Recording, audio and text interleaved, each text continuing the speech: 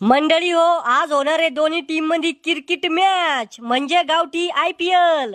आपल्या पहिल्या टीमचं नाव आहे भंगारवाले आणि दुसऱ्या टीमचं नाव आहे देशी दारूवाले. तर मी कॉमेंट्री मॅन घरफोडे तुम्हाला विनंती करतो की टॉर्चचा कार्यक्रम करून घ्या. ए शाम्या काढ रे 1 रुपया टॉर्च करायला. इथे कपाळाला लावाल रुपया नाही माझ्याकडे. मग टॉर्च कशाने करायचंय? हे काय इथे खाली गुटक्याची पुडी पडेल येणा करू ना. येणे कसं करसोन?